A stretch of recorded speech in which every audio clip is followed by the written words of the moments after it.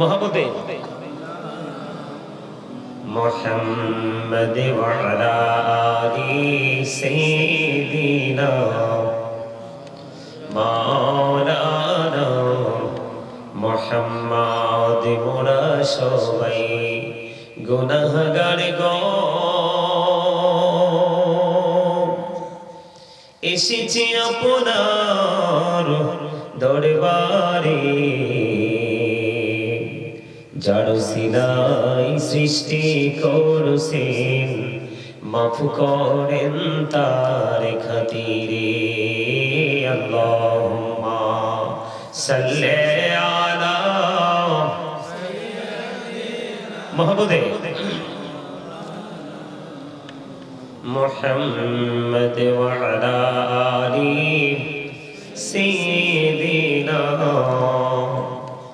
মাওলানা মুহাম্মদ মাটির নিচে বাড়ি মোদের ওই মাটির নিচে মোদের ঘর এই দুনিয়ার আপন যারা সবাই হবে মোদের পর আল্লাহুম্মা সাল্লি আলা মোহাম্মদে মাওলানা মুহাম্মদ ওয়া আলা আলি সাইয়্যিদিনা মুহাম্মদ লা ইলাহা ইল্লাল্লাহ লা ইলাহা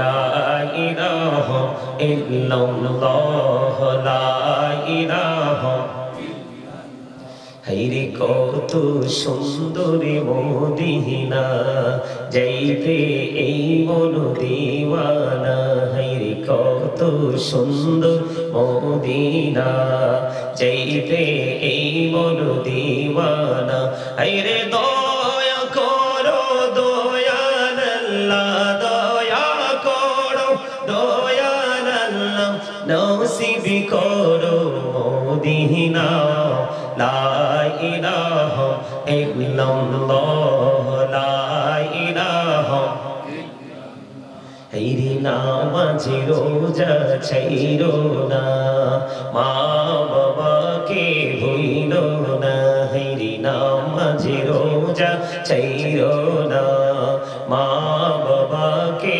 ভুইলো না হায়রে জান্নাতে বাসী হইতে চাইলে জান্নাতবাসী হইতে চাইলে প্রাণ ভরে করো সাধনা লা ইলাহা ইল্লাল্লাহ লা ইলাহা লা ইলাহা ইল্লাল্লাহ মুহাম্মাদুর রাসূলুল্লাহ সাল্লাল্লাহু আলাইহি ওয়াসাল্লাম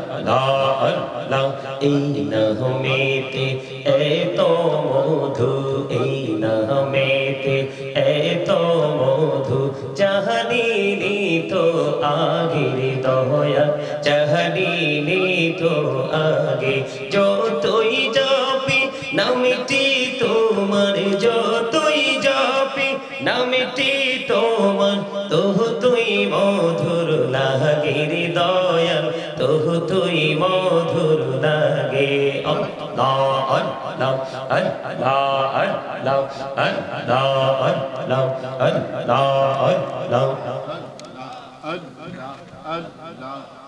লা ইলাহা ইল্লাল্লাহ মুহাম্মাদুর রাসূলুল্লাহ সাল্লাল্লাহু আলাইহি ওয়াসাল্লাম। উপস্থিত, সম্মানিত উলামায়ে কেরাম, হুফাজে কেরাম, আমন্ত্রিত অতিথিবৃন্দ, দাড়ি পাকা আমার মুরব্বী বাবারা, যুবক ভাইয়েরা, পর্দার অন্তরালে রয়েছেন আমার মা বোনেরা, বিশেষ করে আজকে রজাকপুর পূর্বপাড়া পুরখানিয়া মাদ্রাসা ময়দানে 32তম তাফসীরুল কোরআন মাহফিলের আয়োজন করেছেন। যারা টাকা দিয়ে, পয়সা দিয়ে, অর্থ দিয়ে, বুদ্ধি দিয়ে, শ্রম দিয়ে, সার্বিক সহযোগিতার মাধ্যমে আজকের এই জান্নাতের বাগান সাজিয়েছেন, সকলের প্রতি আমার আন্তরিক সালাম। আসসালামু আলাইকুম ওয়া রাহমাতুল্লাহি ওয়া বারাকাতুহু। সম্মানিত উপস্থিতি, আমি শুরুতে আপনাদেরকে একটা প্রশ্ন করব। সেই প্রশ্নটা হলো, আপনারা কি অসুস্থ? সুস্থ? আচ্ছা, কোন কন্ডিশনে থাকলে মানুষকে সুস্থ বলা হয় আর কোন কন্ডিশনে থাকলে মানুষকে অসুস্থ বলা হয়, সেটা কি আপনারা বলতে পারবেন? আমি যদি প্রশ্ন করি, পারবেন না? হয়তো দু একজন বলতে পারেন, যারা 100% এক্সপেরিয়েন্স ম্যান যারা, তারা বলতে পারবে, কিন্তু ম্যাক্সিমাম লোকই কিন্তু ফেল করবে। সম্মানিত উপস্থিতি, এই প্রশ্নটা কেন করেছি জানেন? এই প্রশ্নটা এই জন্য করেছি, আপনারা এত মানুষ, আমি আপনাদেরকে একটা কথা বলি, এটা আমার কথা নয়, আমি এখানে আমার কথা বলার কোনো ইখতিয়ার নেই, মন গড়া কথা বলার কোনো সুযোগ নেই। আমি আপনাদেরকে আজকে আলোচনা শোনানোর জন্য আসছি। শুধু কুমিল্লা না, আমার বাড়িটা কুমিল্লার একদম লাস্ট, আমার বাড়ির পরে আর বাংলাদেশ নাই, আমার বাড়ির পরে ভারতের তারকাটার বেড়া, তারপরে বিএসএফ এর ক্যাম্প। দূর পথ পাড়ি দিয়ে এসেছি আপনাদেরকে কিছু কথা বলবো বলে, কিন্তু আপনারা যদি সেটা সাদরে যদি গ্রহণ করতে না পারেন, তাহলে আমি বলবো কি করে? প্রফেশনালি এটা কিন্তু একটা টিচিং প্রফেশন। এই যে আমার ডানে বামে এখানে কিন্তু এডুকেটেড পারসন অনেকে আছেন, আমার দর্শক সারিতেও আছেন, কিন্তু কিছু সময়ের জন্য আপনারা সবাই আজকে কিছু সময়ের জন্য আমার স্টুডেন্ট। এটা কি আপনারা অ্যাকসেপ্ট করছেন? এটা কি আপনাদের কাছে গ্রহণযোগ্য মনে হয়? যদি মনে করেন যে হ্যাঁ আমরা আজকে কিছু সময়ের জন্য স্টুডেন্ট, তাহলে আপনারা এখান থেকে হিরো হয়ে যেতে পারবেন। আর যদি মনে করেন no, I am very successful person, অথবা যদি বলেন I am very qualityful person, তাহলে কিন্তু আপনি এখান থেকে কি হয়ে যাবেন? জিরো হয়ে যাবেন। কারণ এই ফিলিংসটা নিজের মধ্যে আনা মানেই হচ্ছে প্রাউড ফিল করা। কি করা? অহংকার করা। আল্লাহ ডাজন্ট লাইক দ্য প্রাউড। আল্লাহ অহংকারীকে পছন্দ করে না। কথা বলে, আরে বলে, আরো জোরে বলেন, আরো জোরে, আরো জোরে। কেন বলেছি জানেন? আমার দিকে তাকান। এই আমার আলোচনা শুনতে হলে কিছু কন্ডিশন মানতে হবে। অনেক কষ্ট করে এসেছি, আপনারা হয়তো আশপাশ থেকে এসেছেন। আরে ভাই, আমি প্রায় 8-10 ঘন্টা জার্নি করে এসে আমার মধ্যে যে এনার্জি আছে, আপনারা আশপাশ থেকে এসে মনে হয় যে ইউ আর ভেরি উইক।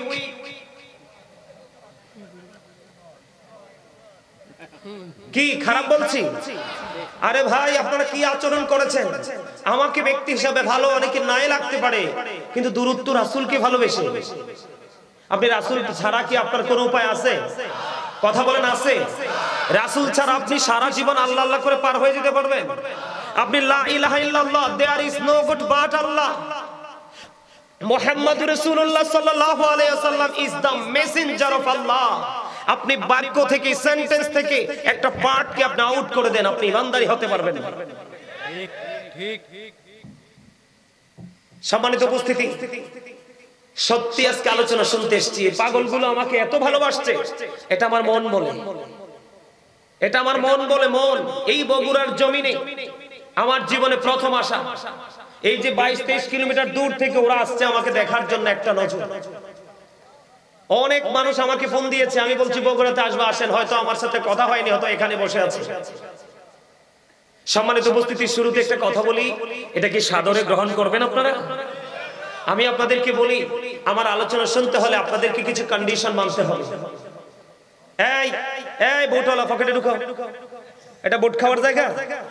সারা বছর কি করো? 364 দিন কি করো? পকেটে ঢুকো, মুসরাও, ঢুকো প্যান্টে, ঢুকো প্যান্টে, ঢুকো এটা প্যান্টে ঢুকো। এই থ্যাংক ইউ সো মাচ। তে আমার ওয়েলকাম বলতে পারছে না। হ্যাঁ হ্যাঁ, তোমরা অনেক চালাক লোক, আমি দেখেই বুঝতে পারছি। ওর ইঙ্গিতে বলছে, মনে মনে বলছে। Absolutely right. আলহামদুলিল্লাহ বলেন। অল প্রেজ ইজ টু আল্লাহ, সমস্ত প্রশংসা আল্লাহ। আমার আলোচনা শুনতে হলে কিছু কন্ডিশন মানতে হবে। First condition, stop your mouth everybody, সকলের জবানকে বন্ধ রাখতে হবে। Second condition, you listening my lecture very attentively, আমার কথা মন দিয়ে শুনতে হবে। থার্ড কন্ডিশন, আপনি যদি বলেন আই সে ডোন্ট অ্যাকসেপ্টেবল, আমি বলবো I say go to your seat out of sight. ভালো না লাগলে বাড়ি চলে যান, ঘুমান, আপনার জন্য বেড রেডি আছে। কিন্তু হযরত আলী রাদিয়াল্লাহু তাআলা আনহু বলেছে, ঘুমাও, জন্মের মতো ঘুমাও, কিন্তু কবরে আসার পরে বুঝবা ঘুম কত প্রকার ও কি কি। আমি আপনাদেরকে অনেক ভালোবাসি। I love my country and countries people, এটা আমার মনের কথা। কয়েকটা মানুষের ভালোবাসায় প্রেমে পড়ে এসেছি, আপনাদের সবার কাছ থেকে আজকে ভালোবাসা নিয়ে যাব এবং দিয়েও যাব। আজকে বিনিময় করতে এসেছি, বিনিময় কি হবে না? কথা বলেন, হবে কি হবে না? হবে কি হবে না? আওয়াজ দিবেন তো? হ্যাঁ, ইমানদার কি কখনো দুর্বল হয়? দুর্বল হয়? ইমানদার সব সময় হয় এক্সক্লুসিভ। কথা বলেন না?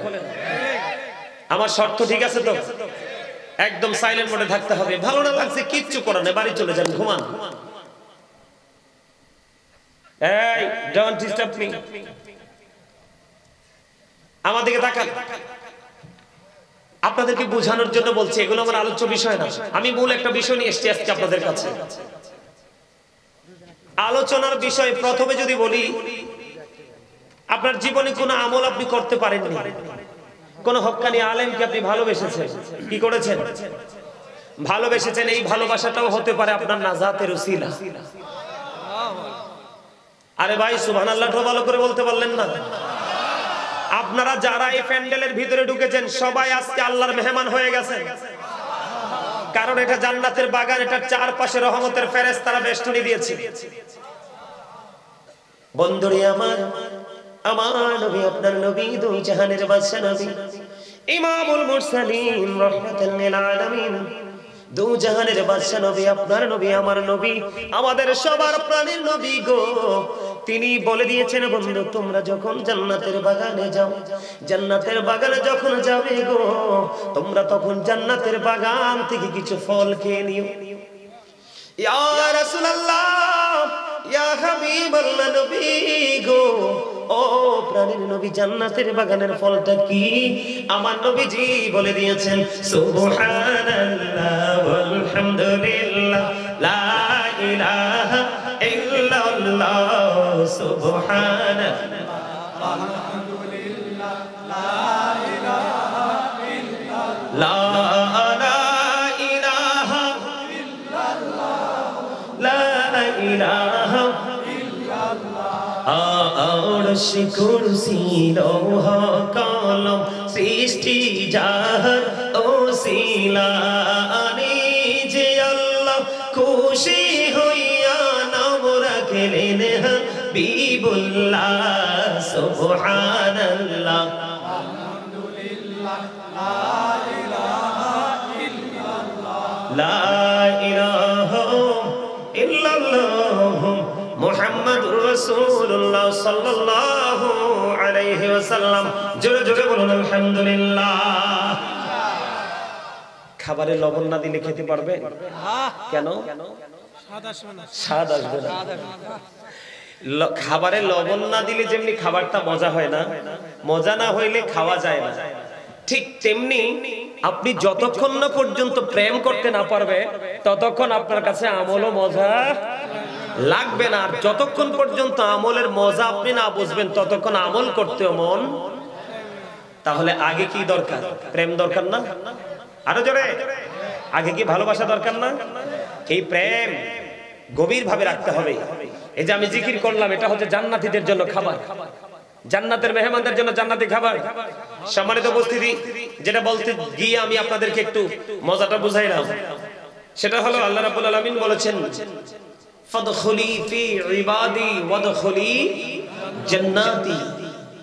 আল্লাহ রাব্বুল আলামিন বলতেছেন join with my dear people, come to my paradise.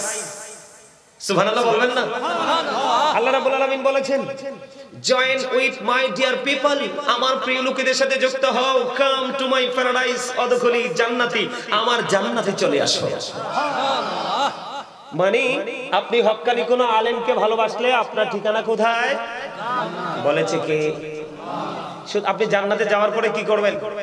সারা জীবন শুনেছেন মানুষ মারা গেলে কবরে রাখা হয়, কবরে রাখলে শেষ না।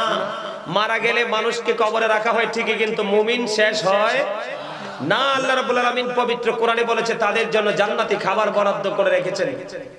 ইনদা রাব্বিহিম ইউরযাকুন। আল্লাহ বলেছেন দে রিসিভ ফুড ফ্রম আল্লাহ, তারা আল্লাহর কাছ থেকে জান্নাতি খাবার রিসিভ করবে। আর জোরে কন্না সুবহানাল্লাহ। কোন দিকে ওয়াজ করব? আপনারা তো এখনো দুর্বল রয়ে গেছে।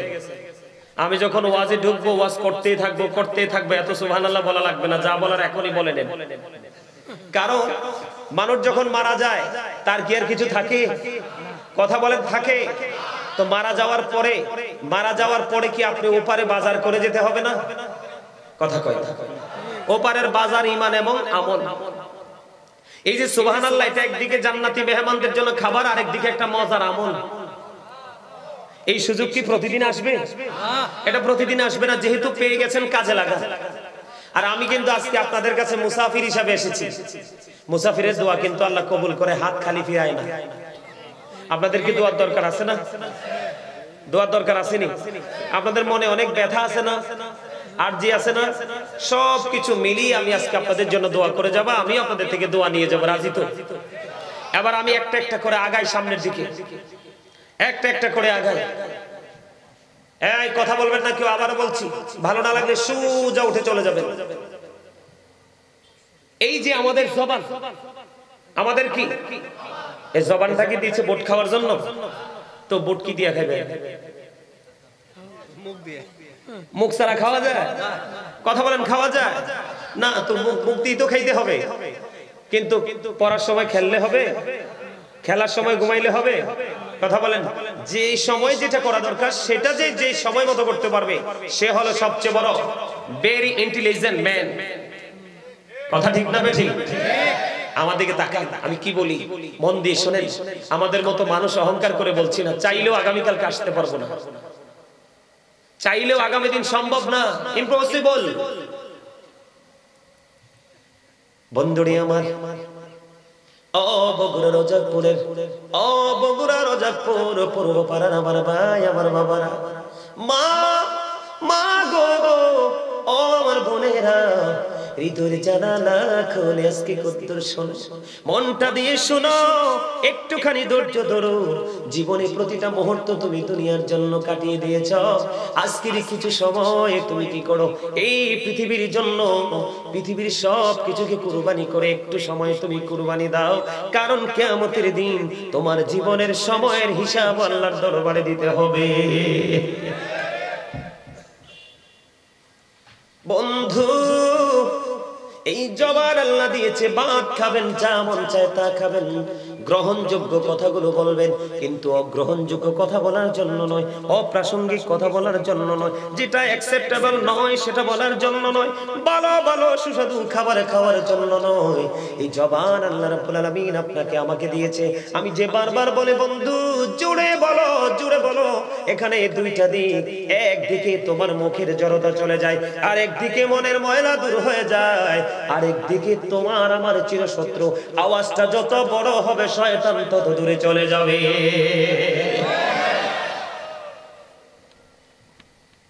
বলে হুজুর শয়তান কাছে থাকলে সমস্যাটা কি? আল্লাহ রাব্বুল আলামিন পবিত্র কালামে হাকিম স্পষ্ট করে বলে দিয়েছে, ও বন্ধু, আপনার আমার প্রকাশ্য শত্রু হলো শয়তান। Satan is the eternal enemy of the believers. ইমানদারদের প্রকাশ্য শত্রু হলো শয়তান। তবে প্রকৃত মুমিন যারা, প্রকৃত ইমানদার যারা, তাদের সম্পর্কে আমার আল্লাহ ওয়াজ করেছে, ইন্না কাইদা শাইতানি কানা দাঈফা। আল্লাহ রাব্বুল আলামিন বলেছেন শয়তান ডিসিপশন ইজ ভেরি উইক। আল্লাহ রাব্বুল আলামিন বলেছেন 100% মুমিন যারা, তাদের জন্য শয়তানের কৌশল একেবারে দুর্বল। হাজার চেষ্টা করে আটকাতে পারে না। তার প্রমাণ হলো, এক্সাম্পল হলেন আপনারা।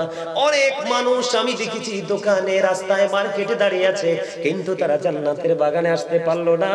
আপনারা সব কিছুকে উপেক্ষা করেছেন। সবচেয়ে বড় দুশমন হলো শয়তান। শয়তানকে উপেক্ষা করে আপনারা জান্নাতের বাগানে প্রবেশ করেছেন। এটাই হলো বন্ধু জান্নাতি আর জাহান্নামের মধ্যে পার্থক্য। আমি আপনাদেরকে যেটা বলতে চেয়েছি, আওয়াজটা জোরে বলতে হবে।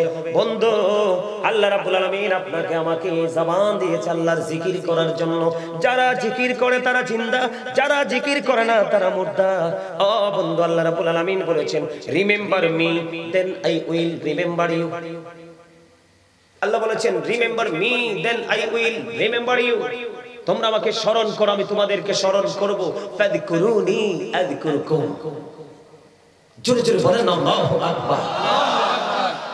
এখন বন্ধু, আল্লাহ রাব্বুল আলামিন বললেন আপনাকে স্মরণ হলো বাংলা শব্দ, এই আরবিতে বলা হয় এটাকে জিকির, আর ইংলিশে এটাকে বলা হয় রিমেম্বার। আল্লাহ রাব্বুল আলামিন বলেছেন, বন্ধু তোমরা আমাকে স্মরণ করো, আমি তোমাদেরকে স্মরণ করব। হুজুর কেমন করে স্মরণ করব গো? আল্লাহ রাব্বুল আলামিন জানিয়ে দিয়েছে, ফাযকুরুল্লাহা কিয়ামান, দাঁড়িয়ে দাঁড়িয়ে করো, ও কুউদান বসে বসে জিকির করো, ওয়া আলা যুনুবিকুম শুয়ে শুয়ে জিকির করো রে। তারপরেও জিকির করা তুমি বন্ধ করো না। আল্লাহ বলেছেন, ইয়া আইয়ুহাল্লাযীনা আমানু যকুরুল্লাহা যিকরান কাসীরা ওয়াসাব্বিহুহু বুকরাতাও ওয়া আসীলা।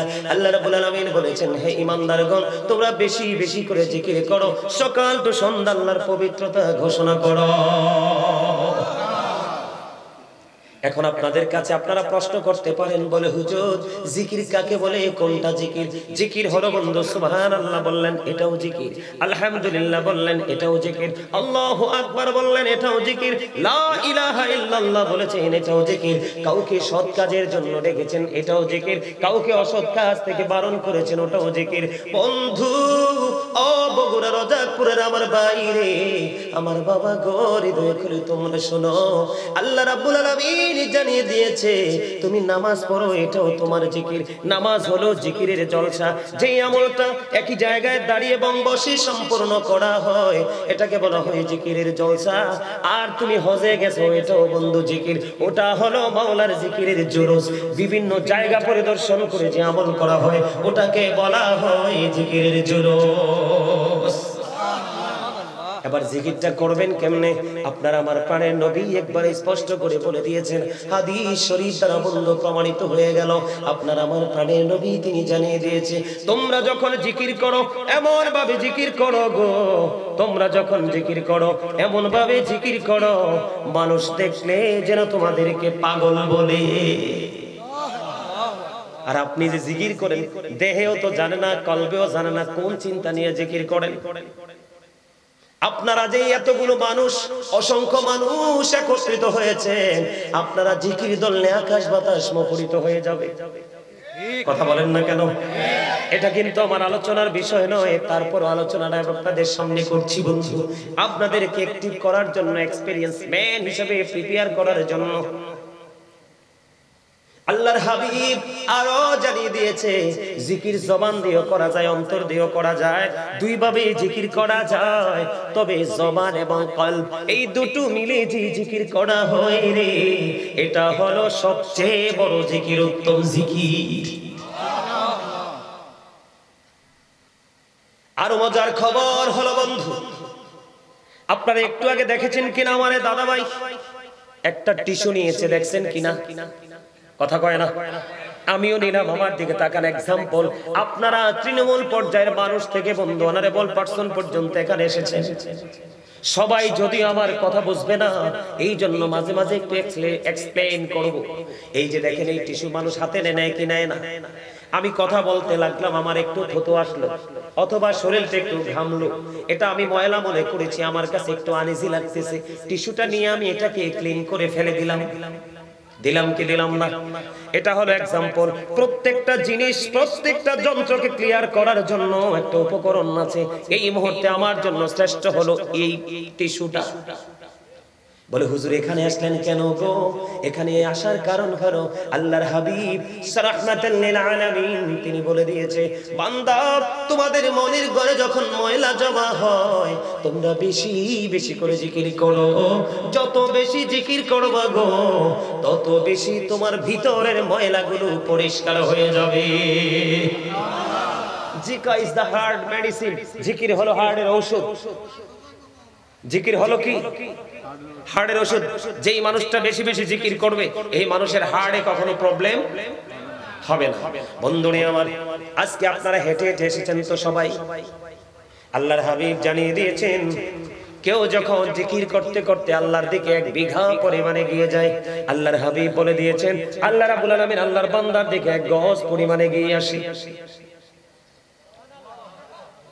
তার মানে আপনি যত দ্রুত আল্লাহকে পেতে চান, আল্লাহর কাছে যেতে চান, আল্লাহ রাব্বুল আলামিন তার চাইতে দ্রুত আপনার কাছে আসে। কোন বান্দা যখন আল্লাহর দিকে 1 হাত পরিমাণে এগিয়ে যায়, আল্লাহর হাবিব জানিয়ে দিয়েছেন আল্লাহ রাব্বুল আলামিন তার দিকে 2 হাত পরিমাণে এগিয়ে আসে। কেউ যখন একা একা মাওলার জিকির করে রে, আল্লাহ রাব্বুল আলামিন ওই বান্দার জিকির একা একা করে। আজকে আমরা এই জান্নাতের বাগানে বসেছি বন্ধু, আমরা এই জান্নাতের বাগানে বসেছি।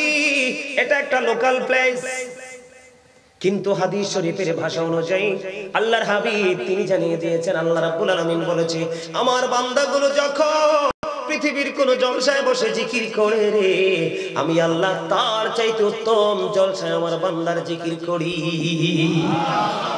আপনি বগুড়া রজাকপুর পূর্বপাড়ায় এই মাঠে বন্ধু বসে বসে মাওলার স্মরণ করছেন, আর মাওলা আপনার চাইতে উত্তম জলসায় বসে আপনাকে নিয়ে স্মরণ করছে। জোরে জোরে বলুন না সুবহানাল্লাহ। বন্ধু কেউ যদি হেঁটে হেঁটে আসে রে, আল্লাহ রাব্বুল আলামিন বলে দিয়েছেন, আল্লাহ রাব্বুল আলামিনের দিকে কেউ যদি জিকির করার জন্য হেঁটে হেঁটে এগিয়ে যায়, আল্লাহ রাব্বুল আলামিন ওই বান্দার দিকে দৌড়ে আসে। তার মানে আপনি যত দ্রুত গতিতে আল্লাহকে কাছে পেতে চান, আল্লাহ তার চাইতে দ্রুত আপনার আপন হয়ে যায়। তাহলে জিকিরটা দরকার আছে না নাই? জিকির করলে লাভ না লস? বন্ধু জিকিরের মধ্যে নামাজ একটা গুরুত্বপূর্ণ জিকির। এখন মানুষ নামাজ পর্যন্ত কমার্শিয়াল করে ফেলেছে। জুম্মার দিনে দেখবেন 2 রাকাত সালাম ফেরানোর পরে আর মুসল্লি নাই। সুন্নাত কোথায় গেল? নফল কোথায় গেল? শুধু ফরজ দিয়ে তুমি কোনোদিন আল্লাহর দিদার পাবা না। আল্লাহর হাবিব জানিয়ে দিয়েছে, ইচ্ছে করে কেউ যদি কোনো সুন্নাতকে ছেড়ে দাও, আল্লাহর হাবিব তোমাকে হাবিবের উম্মত বলে স্বীকার করবে না। আর তুমি নবীর উম্মতের স্বীকৃতি না পাইলে বন্ধু তোমার জন্য হাসরটা সহজ হবে না। আমি একটা ছোট্ট করে একটা হাদিস শরীফ আপনাদেরকে শোনাই বন্ধু।